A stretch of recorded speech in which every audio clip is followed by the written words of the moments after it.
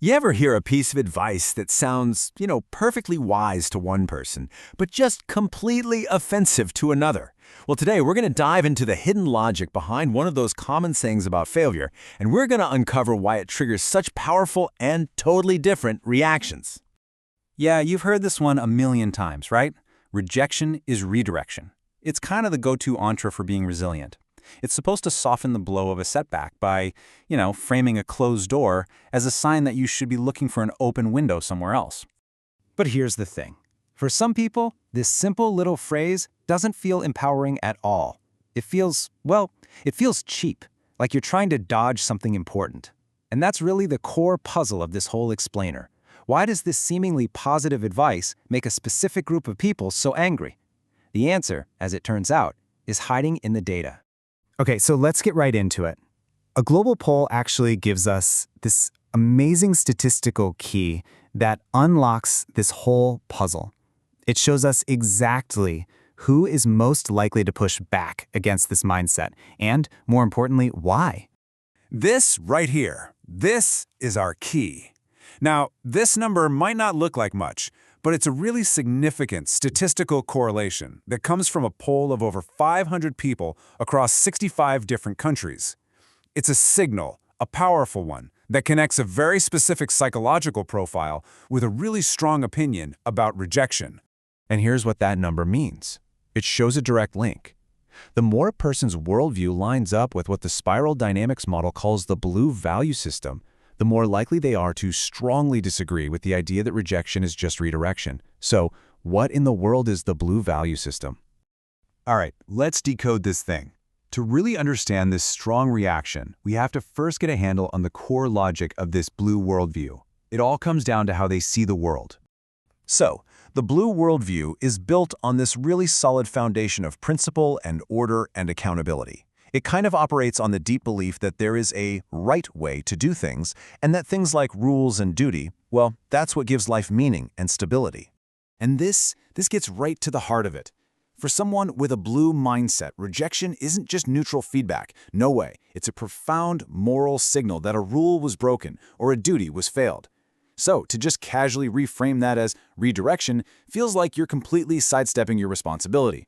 For them, the proper response isn't to just pivot and try something new. It's to stop, engage in some serious reflection, and figure out how to correct the course. To do anything else feels like a moral failure, not a sign of resilience.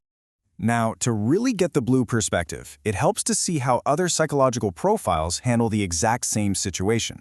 When you see the contrast, the logic becomes crystal clear. Okay, so check this out. This table just lays it all out perfectly. The impulsive red mindset sees rejection as a personal attack. They'll pay for this. The communal green mindset sees it as a chance for group empathy. Let's process this together. But look at orange. This is the achiever, the strategist. For orange, rejection is just data. It's a temporary no on the path to getting a yes. In fact, the orange value system is the one that created the phrase rejection is redirection. The very idea that blue finds so offensive is literally the native language of orange. So, what's the point of all this? Well, this isn't just some fascinating psychological quirk. This single correlation, this little number, can actually be used to predict some really high-stakes behavior inside organizations. Let's see how that works. I want you to think of this correlation as a kind of hidden wire inside a company's emotional circuit board. You can't see it, but it's there. And predictive models can actually detect this wire and forecast exactly what's going to happen when a management decision sends a jolt of electricity through it. Let me give you a really concrete example. Imagine a company has to do layoffs. To try and soften the blow, management uses that classic orange-style language. They call it a strategic redirection. A predictive model immediately filters that action through the blue correlation we've been talking about. And what's the prediction? A catastrophic leadership legitimacy crash.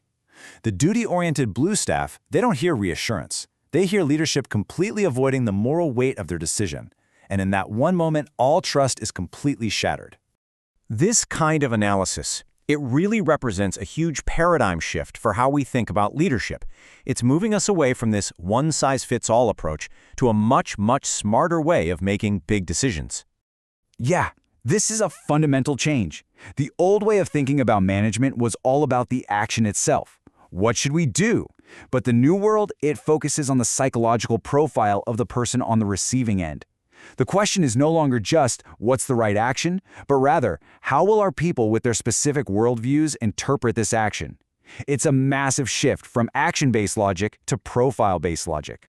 And all of this brings us to one last, really provocative thought. We've just seen how one single number can help uncover the hidden logic of our conscience and how math can actually predict these deep emotional responses. It kind of forces us to ask a pretty big question. If something as fundamentally human as empathy can be modeled, if it's computable, then what else is? What does it mean for leadership when our moral code becomes just another variable in a business equation?